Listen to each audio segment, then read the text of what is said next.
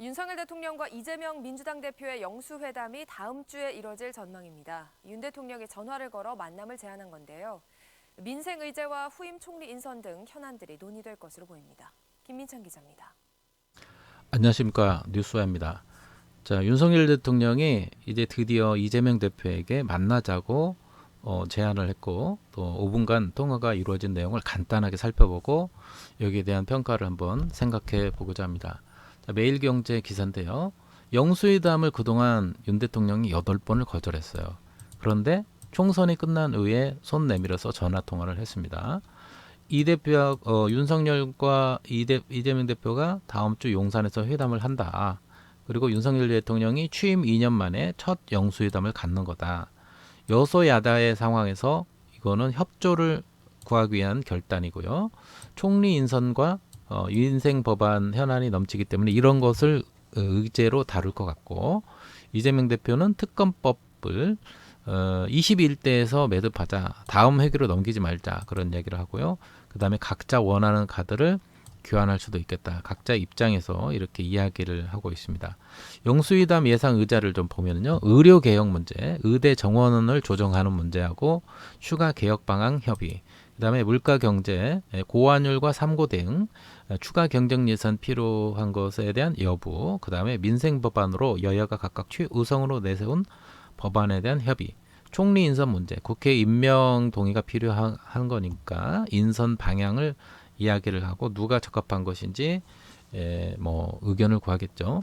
특검의 여부, 야권이 주장하는 최상병 특검법 등을 협의하는 거죠. 이채양명주에 관련된 거. 그 다음에 여야의 협치, 영수회담을 정례화하는 문제 등 제도적 협치를 모색할 것으로 이렇게 예상되는 의제를 이렇게 다룰 것으로 이렇게 생각이 되는데요. 자, 여기서 이제 하나하나 다 이렇게 읽지 않아도 우리가 대충 이해를 할 것 같고, 좀 깊이 좀 한 번 더 생각해 볼 문제는 이겁니다. 자, 그동안 이재명 대표가 8번이나 2년간 8번이나 공개적으로 만나자고 영수회담을 제안했어요. 8번. 한두 번도 아니고 8번이나. 한두 번도 아니고 한 3-4번도 아니고 8번이나 자꾸 이재명 대표가 만나자 했는데, 여러분 생각해 보십시오. 그동안 한 번도 만나지 않았어요. 윤 대통령이 반응하지 않았습니다. 그런데 이번에 만난 거는 총선의 패배로 인해서 만난 거예요. 총선의 패배에서. 자, 거기에 대해서 그동안에 8차례 왜 제안을 했는데 만나지 않았느냐. 그 이유에 대해서 한덕수 국무총리가 작년에 국회 대정부 질문에서 이런 이야기를 했습니다. 대통령 본인이 만나면은 야당 대표, 이재명 대표가 가진 사법적 리스크가 있는데, 거기에 대해서 대통령으로서 어떤 시그널이라고 국민이 이해한다면은 그건 대단히 언페어한 것이, 불공정한 것이 될 수 있겠다고 이야기한 바 밝히겠다. 그러니까 이게 무슨 얘기냐면은 사법적 리스크가 있어서 이 법적으로 이재명 대표가 범죄 혐의자인데, 그걸 대통령이 만나면은 이런 사람을 또 잘 대우를 해줘가지고 만나면은 사법부가 오판할 수도 있다. 범죄자로 만나지 않고, 범죄자로 생각지 않고 대통령이 만나준 사람이기 때문에 이거는 그냥 죄가 없는 것으로 또 해줄 수 있다. 판결이 흔들릴 수 있고 오판할 수 있기 때문에 이거는 언페어한 거다, 불공정한 것이 될 수 있겠다. 그러니까 좀 더 깊이 솎아놓고 이야기를 하면은, 아니 대통령이 쥐수를 만나주면은 그거는 법원의 판단을 흐리게 해가지고 이건 사면해 주는 것이 아니냐, 이렇게 생각을 하고 있다는 겁니다. 그런데 그게 만약에 맞는 이야기라면은, 자기들이 이야기한 게 맞는 이야기라면은, 자, 이거는 어때요? 이 대표의 사법 리스크는 지난해와 크게 달라진 것이 없죠. 달라진 게 없습니다. 그럼에도 이번에는 그러면 윤 대통령이 먼저 영수회담을 왜 제안했느냐? 제안의 이유가 4월 10일 총선의 패배로 임기 내내 여소야대 구조가 고착화되기 때문에 야당의 협조를 구하지 않으면 국정 운영이 어렵다는 점을 마침내 인식한 것으로 풀이된다. 자, 그러면 그때는 맞고 지금은 틀린 겁니까? 총선에 패배해가지고 야당이 안 도와주면은 내가 레임덕 현상이 와서 국정 운영이 어렵겠다. 총리 인선 문제도 그렇고 사사건건 발목을 잡으면 정치가 소용돌이 속에 휘말리고 내가 힘들기 때문에 뭐 어쩔 수 없이 만나야 된다. 이런 이야기인데 보세요. 이 대표의 사법 리스크는 작년과 크게 달라진 게 없잖아요. 그러면은 이 상황에서 그게 이런 지난번에 논리가 맞다면은 이런 상황에서 윤 대통령이 이재명 대표를 만나는 거는 사법적으로 불공정한 것이 아니겠습니까? 한덕수 국무총리가 이야기한 것처럼 리스크가 달라진 게 없어요. 똑같아요. 이런 상황에서 범죄 혐의자를 만나주는 거는 엄폐한 것이 될 수 있지 않느냐. 그런데 왜 만나요? 그때는 안 만난다. 이런 것 때문에. 근데 지금 왜 만나? 이렇게 만나면 이런 상황에서 똑같은 논리로 만나면은 이재명 대표가 이거 만나는 게 엄폐와 불공정한 것이 아닌가요? 대통령이 이재명 대표를 만나는 게? 이게 말이 안 됐죠. 아무리 4월 10일 총선 패배로 이렇게 됐다고 하더라도 이 말 자체가 맞다면 만나지 말아야지. 왜 손을 내밀어요? 만나지 말아야지. 이 자체가 웃기는 이야기고, 그러니까 이번에 총선에서 패배하지 않았으면은 뒤집어서 생각하면은 패배하지 않았으면은 여전히 만나지 않았다는 거 아니에요. 여전히 당신은 범죄 혐의자고 범죄자이기 때문에 내가 만나면 안 돼. 국민들이 오판할 수가 있고 사법부가 오판할 수 있어. 그러니까 당신은 깜빵이나 가. 이렇게 계속 생각하기 때문에 2년 동안 이재명 대표가 이 민생 해결을 위해서 여야 협치를 위해서 8번이나 제안을 했는데 8번이나 만나자고 구애를 했는데 그걸 계속 거절한 고집불통. 네, 계속 고집불통. 세상에 어느 나라 대통령이 우리나라 대통령이 여야 영수회담을 한 번도 안 한 적이 없어요. 한 번도 안 한 적. 그러니까 윤석열 대통령은 고약한 사람이죠. 그러면서 핑계를 대는 게 내가 범죄 혐의자를 만나주면은 대단히 이건 엄폐한 거다. 이건 사법부에 사인을 주는 거다. 국민들이 오판하게 되는다. 그렇게 핑계를 대고 그동안에 계속 거부를 해왔던. 그러니까 이재명 대표를 바라보는 윤석열 대통령의 인식이 범죄 혐의자인 거예요. 범죄자인 거예요. 대장동 사건 뭐 여러 가지 생각해서 뭐 그런 것들이 문제로 생각하는 거고 김혜경 여사의 뭐 법카라든가 이런 것들을 생각하면서 이재명 대표를 완전히 범죄 혐의자 취급하는. 자기는 검찰 출신이니까 검찰총장까지 한 사람이고 나는 검찰이고 이 사람은 이재명 대표는 범죄 혐의자. 수사의 대상이죠. 수사와 기소, 그 다음에 감옥에 보내는 죄수로서 그것만 생각하기 때문에 사람 취급을 하지 않은 거죠. 사람 취급을 하지 않은 겁니다. 그 재판의 결과가 아직 확정이 된 것도 아니고요. 대법원까지 뭐 가서 확정이 된 것도 아니고 혐의가 있다는 것 자체로 범죄자로 규정하고 그 자체를 만나지 않는 거. 그게 잘못된 거죠. 그게 잘못됐다고 생각하면은 상황이 달라졌다고 해서 만나지 말아야지. 왜 총선이 패배가 끝나가지고 이제 상황이 달라졌으니까 만나준다? 그러면은 이거 은폐한 것이 그러면 해소된 겁니까? 되지 않잖아요. 그런데 왜 만나요? 이게 스스로 논리적인 모순에 빠진 겁니다. 자, 그리고 여러 가지 뭐 현안 문제를 다루겠죠. 현안 문제를 다루겠는데 우리가 좀 더 생각을 해보면 윤석열 대통령이 왜 만나고자 하는가? 지금 자기가 죽게 생겼으니까 레임덕 현상이니까 야당의 협조가 없으면은 이재명 대표의 협조가 없으면은 자기가 정치를 못 끌고 나가거든요. 계속 어려움이 있고 총리 인선 문제부터 시작해서 여러 가지. 그러니까 도와달라는 거죠. 자, 이재명 대표를 범죄 혐의자로 인식한 사람이 지금 만나서 도와달라고 하는 건 뭡니까? 정말 우리나라의 앞날을 걱정을 해서 정말 진정으로 우리나라를 살리기 위해서 협조를 요청하는 게 아니라고 봅니다. 진심을 다해서 이재명 대표를 존중하고 정말 우리나라의 어떤 그 미래와 장래를 걱정해서 한다기보다는 정치적인 것들이 제대로 작동을 안 하니까 레임덕 현상까지 오고 정부를 이끌어가기 어렵기 때문에 이걸 빨리 피해보자.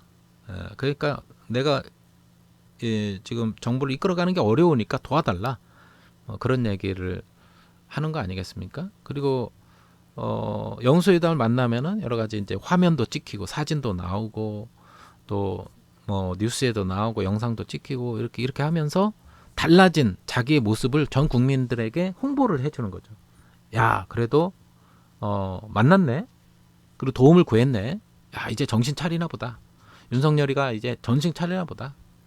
그러면 그렇지 하고 이제 흔들리던 사람들의 어떤 표심을 다시 끌어모으고 지지율을 높이고 지금 지지율이 바닥을 치고 있습니다. 여권 내부에서도 윤석열 대통령이 이번 그 수도권이라든지 이런 데서 당선에서 탈락된 그런 사람들이 막 항의를 하고 있어요. 윤석열 정부의 이 정책에 대해서 막 비판을 하고 있습니다. 여러 가지 어려운 가운데 그거를 면피를 해보자. 이렇게 생각을 하고 있는 것 같습니다.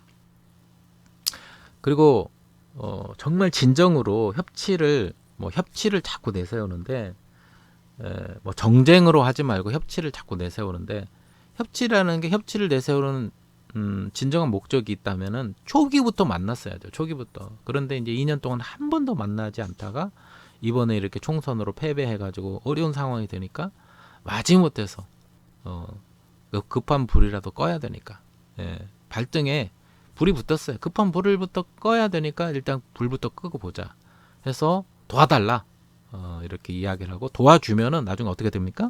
도와주면은 이제 상황이 달라지잖아요. 자, 이 상황이 달라지면은 이 사람은 손바닥 뒤집듯이 달라질 거다. 자, 그동안 우리가 얼마나 많이 이 모습을 비슷한 모습을 봤어요. 자, 안철수, 그 다음에 이준석, 이 사람들이 윤석열 대통령을 만들기 위해서 하나가 되고 단일화를 만들고 하나가 되고 막 운동을 했습니다. 그래가지고 윤석열 대통령을 당선시켰어요. 어려운 가운데 당선시켰습니다. 그런데 당선되고 나서 어떻게 했습니까? 자기를 도와줬던 이준석, 그다음에 안철수는 뭐 총리까지 이야기가 됐을지도 모르지만 버려버렸어요. 안철수를 배신하고 이준석 내쫓고 그다음에 뭐 나경원도 중심에서 밀어내고 뭐 여러 가지 그 주변의 측근들 참모들 다 잘라내고 자기들 사람으로 검찰 출신 사람들로 다 대통령실을 장악하게 하고 정부 주요 요직을 다 검사 출신으로 장악하게 해가지고 일사불란하게 자기 말을 한마디면은 모든 것이 다 들을 정도로 심지어는 방송심의위원회 방통위 이런 거 다 장악하고 KBS도 장악하고 언론사 기관사들 다 장악해서 자기들의 사람으로 여론을 그렇게 몰아가고 이재명 대표와 민주당은 완전히 좌파 빨갱이 죄수 범죄 혐의자 이 악마로 완전히 몰아가가지고 이 보수 쪽의 이 여권과 보수 쪽의 이 표심을 콘크리트화 해가지고 죽이고자 하는 그런 방향으로 해왔다가 이런 큰 흐름이 실패를 본 거죠. 결국 범야권 198석 대 192석 대 108석으로 완전히 일방적으로 참패를 당하니까 마지못해서 결국 어쩔 수 없는 상황에서 상황이 달라지니까 이렇게 도와달라고 손짓을 하고 있는데 이렇게 도와줘가지고 나중에 환경이 바뀌면 어떻게 돼요? 똑같이 토사구팽이 하는 겁니다. 토사구팽. 이재명 대표 토사구팽 할 거예요. 그리고 이번에 여기서 영수회담에서 만나는 의제 중에 이게 되겠습니까? 최상병 특검법. 그죠? 최상병, 이채양명주. 그 김건희 특검법도 거부를 했고 최상병 특검법도 거부를 했고 이번에 런종섭 호주 대사 이종섭이 결국 관련돼서 이종섭 전 국방부 장관이 거기서 물러나가지고 호주 대사로 임명해서 도피시키는 책임자를 수사를 하지 못하도록 방해를 하고 뭐 이런 문제들 거기에 관련된 특검을 여야 영수회담을 통해서 김건희 특검법을 수용을 하겠습니까? 여러분 예상은 의제는 떠올리지만 대화는 할 수 있지만은 도와달라고 해서 도움은 받지만은 야당과 이재명 대표가 요구하는 최상병 특검법이라든지 명품백, 디올백 수수, 주가 조작, 김건희의 주가 조작, 명품백 수수, 뭐 이런 문제, 이채양명주, 뭐 여러 가지 이런 거에 대해서 특검을 하자 그러면은 받아들이겠습니까? 생각해 보세요. 저는 받아들이지 않을 거라 봅니다. 그냥 도움만 받고 내가 이야기하는 거, 내가 어려우니까 좀 도와줘. 어려우니까 도와달라. 어려우니까 도와달라. 이렇게 하고 도움을 요청을 하면은 그다음에 전국이 나아지면은 언제 그랬냐는 듯이 손바닥 뒤집듯이 버릴 거다. 그동안에 보여준 행태가 그랬으니까. 윤석열이라는 사람은 그런 사람이니까 아마 그렇게 할 겁니다. 이 위기만 넘기면 상황이 달라지면은 돌아설 사람이에요. 자, 총선 전에 8번이나 거절했던 사람이 상황이 달라지니까 입장을 바꿔가지고 이거는 언페어하다.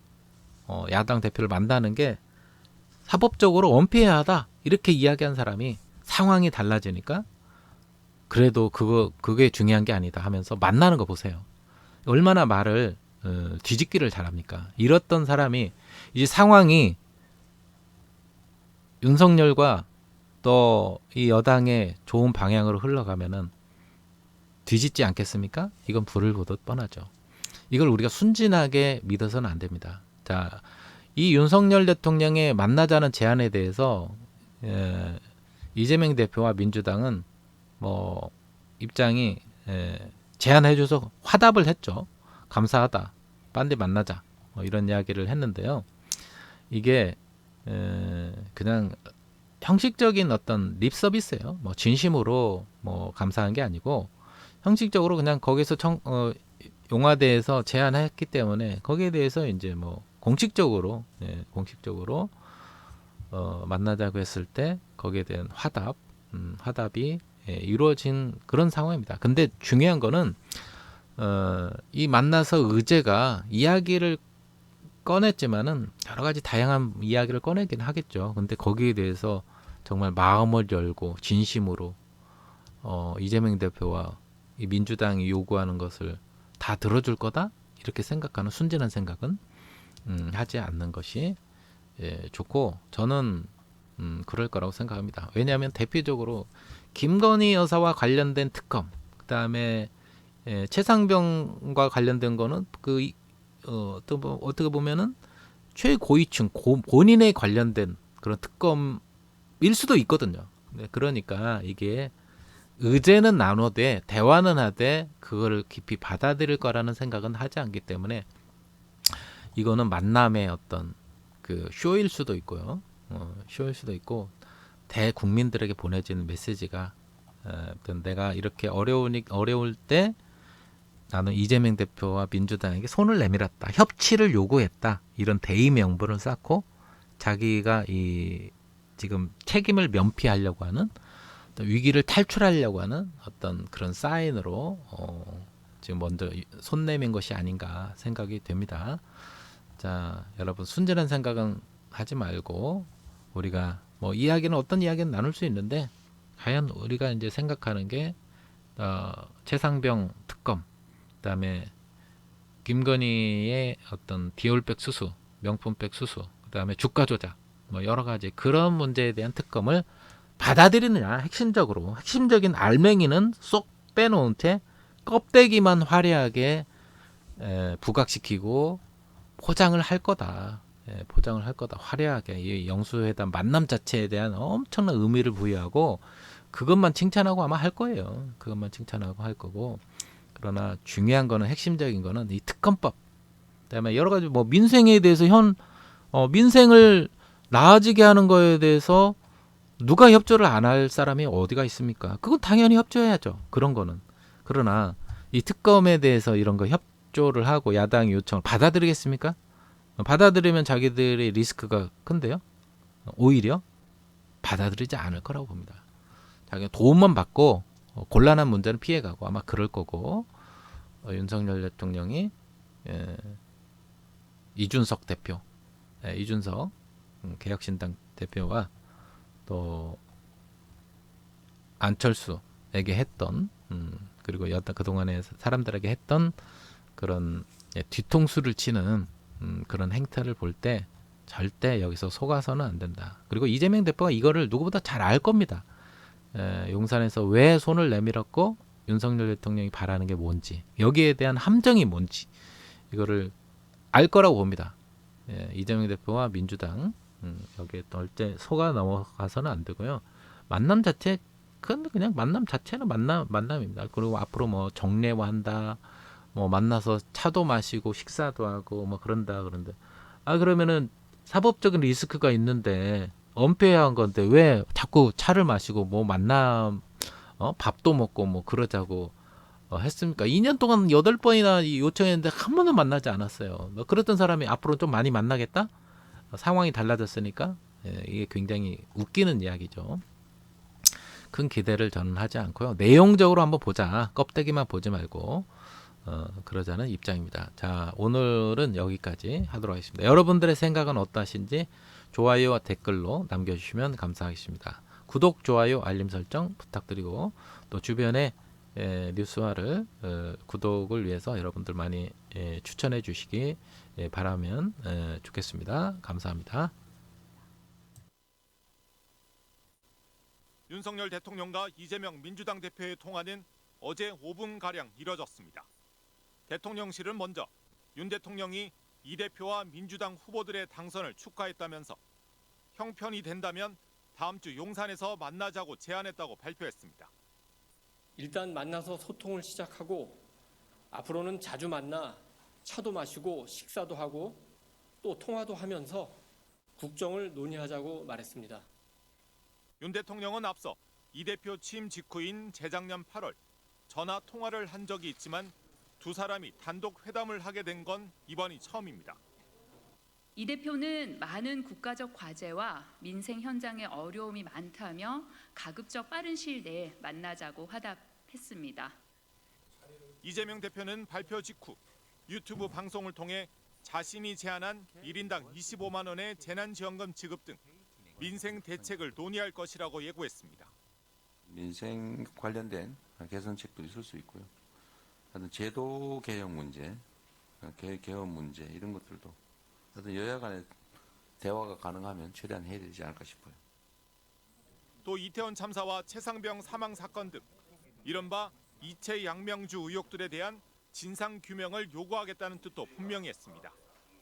사의를 표명한 한덕수 국무총리 후임 등 총선 이후 내각 구성과 인적 쇄신 방안도 화제에 오를 수 있습니다. 전격적인 영수회담 제안 배경으로는 총선 참패 뒤 급락한 국정 지지율이 우선 꼽히고 있습니다.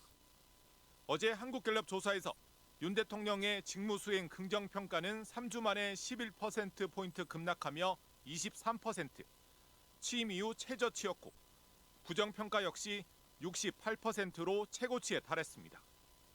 여론의 힘으로 탄핵을 막아야 한다는 여당 중진 의원의 공개 경고가 나왔습니다.